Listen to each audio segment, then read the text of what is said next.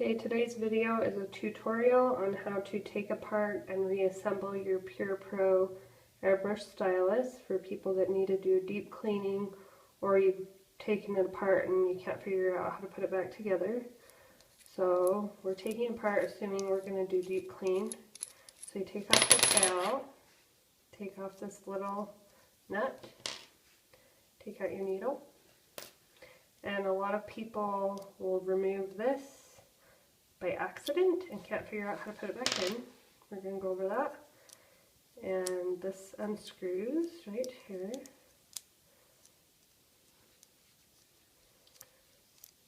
So if your needle feels like it's slipping, this needs to be tightened. If you've been using Airbrush and feel like the needle doesn't tighten all the way when you release the lever, that is what keeps that tight. And then if you feel like your needle sticks when you're releasing the lever, sometimes pigment has backed up into the spring, you need to totally disassemble it, take it apart, and do really deep cleaning. This piece right here a lot of times will fall out, and people can't figure out where it came from or where it's supposed to be. So we're going to go over putting this back in as well. We're going to assume that fell out. And it looks like this. So if it falls out, don't stress, you can put it back. Another part of deep clean is take off the two front pieces off your stylus. So once you get it to this situation, I put it in a hot bowl of water with rubbing alcohol. I let it sit for about 20 minutes. Then you can put it all back together, run the air through it, and it should work like a charm. So, assuming we've just cleaned it, we're going to now put it back together. So let's put our front pieces on first. Make sure after you've cleaned it, there's no buildup on the front here. Otherwise it'll still feel like it's clogged and dirty. Same thing with the front part. Take a Q-tip, and a lot of times you'll soak it and it'll still have the buildup. Just take a Q-tip, put it down in the tip of this before you have a needle in it, and it'll clean all that crap out. Okay, next part is our lever.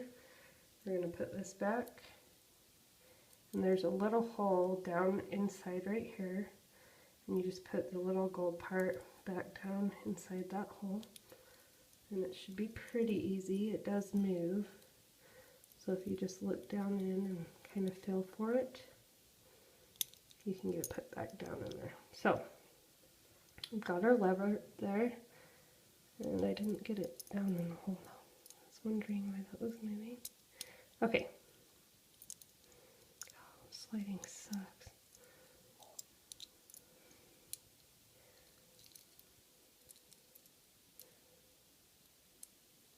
Put it down in there.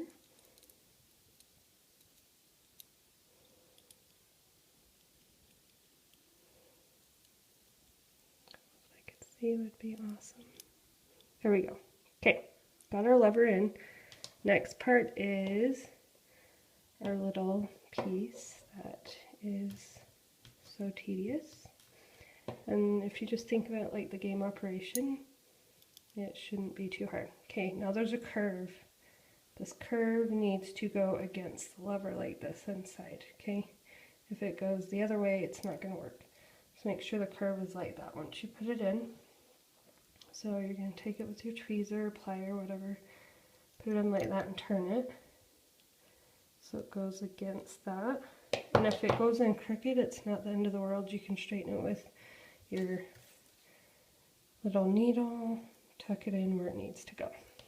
The next part is this piece that has the spring on it.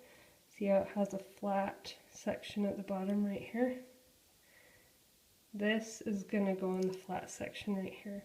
So you're going to face it down like that, and then that slides right in. That's what holds your lever in place.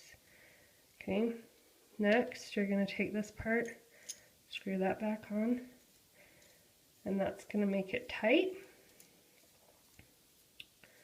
So your lever is not going to come out.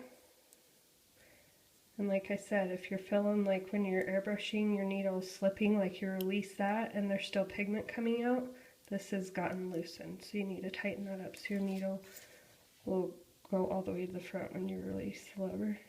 Then put your needle back in, put your nut back on,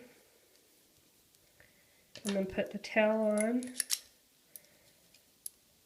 and then you should be good to go.